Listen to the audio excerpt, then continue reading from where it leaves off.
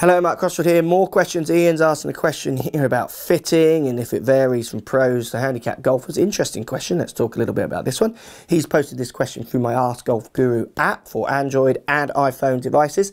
Let's give him an answer. Let's get stuck in.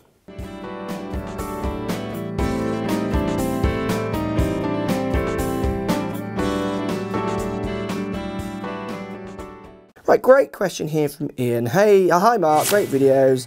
They really help me keep up the good work. Thanks for watching. I was just wondering if players such as yourself, pros and low handicappers, reach a plateau when it comes to performance you can get out of irons. In a lot of your comparison videos, there doesn't seem to be ever a lot of difference between different models and manufacturers.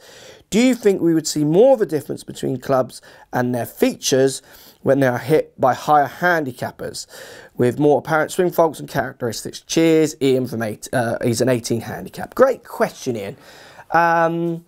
Clubs are all governed. Every piece of equipment that you use, from your tees to every piece of your equipment, has to go through the governing bodies, USGA, RNA, to pass tests.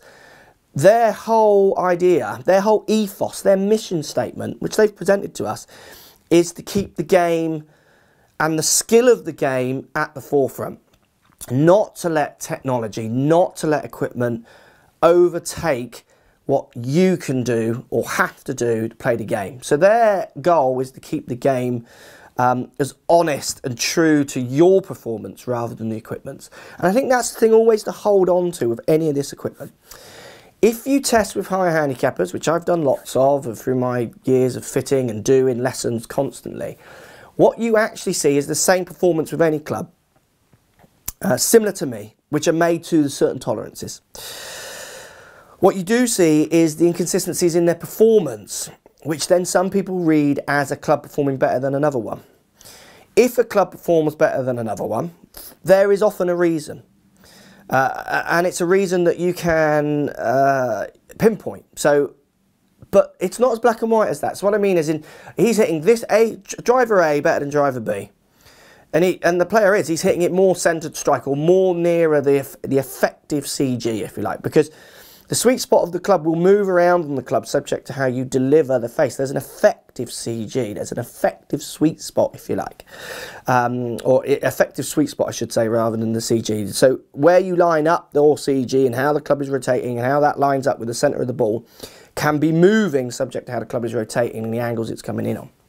So what you see from player A hitting A club better than B is that they're just lining those CGs up better. Now, then you do the test next week's lesson, it flips. Sometimes it just flips over. You're talking about randomised kind of numbers when you come to an 18 handicap, which is why buying on looks, feel, sounds, making sure you've got the right dynamic loft being delivered, which is lessons and static loft delivery, make sure you've got the right weights of clubs, can influence those to a small effect.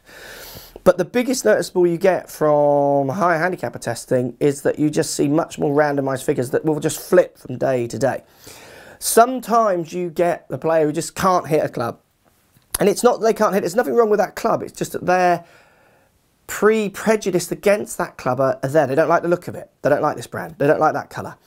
And that'll influence their performance. So then again, we're not talking, so that's, you would have to do a video with every golfer in the world, because there's no patterns to that. That's like, again, like I said before, are you wearing blue trousers or pink trousers? What do you play best in? There's no facts with that. It's going to be more preconceptions of what the person is comfortable in wearing, comfortable in hitting. So it's an interesting question.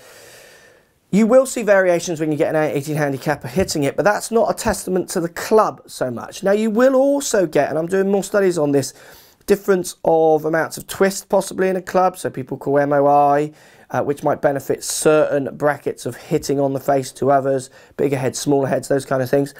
What actual difference that has, I'm still investigating, but manufacturers and kind of marketing does suggest that you should have higher MOI clubs to lower ones subject to where you strike it on the face. And those things I would always agree with, but as I test more and more with clubs, I'm actually finding that maybe the differences aren't that huge in MOI. Maybe we're not quite understanding it that clearly, but there's going to be more videos on that. So in answer to your question, I think you would see more variability in clubs if you get high handicappers using them. I just don't think you'll see any patterns that aren't relative to how they're feeling on the day, their prejudice of the club. So actually, you're not really testing anything. You're just testing one human's opinions against another, which basically, from my videos from the start, is kind of what I've been doing, giving you my opinion. Looks, feel, sound. That's generally where I go. I give the numbers because you guys like the numbers. You guys sometimes want to get caught up in the numbers. I like delivering the numbers because I teach with the numbers. So the more people are talking in numbers, for me, it makes my job easier. But looking for, if one driver goes longer than another for a player, you can often quantify why that's happened. And it's not because that one is better, it's because the delivery on that club happened to be better on that shot. And then you'll get an equal delivery with nearly 10 other clubs, I always find. Great question. Kind of helps. I think I'm going to do much more videos on this as well on the main channel, so check that out.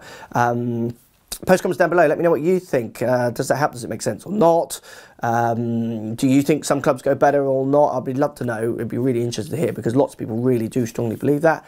And we'll speak to you soon. So if you like what's going on here, don't be afraid to subscribe to the channel. Also thumbs up the video, post comments. Love to hear what you guys got to say. Let's keep it social. The more we talk, the more we share, the easier this game will get for everybody. So if you want to find me on Facebook here, you can find me on Facebook. If you want to tweet me, find me on Twitter here as well. Just follow the links, all in the description. Come and join the show. Get active, get involved, get playing some better golf. Thanks for watching.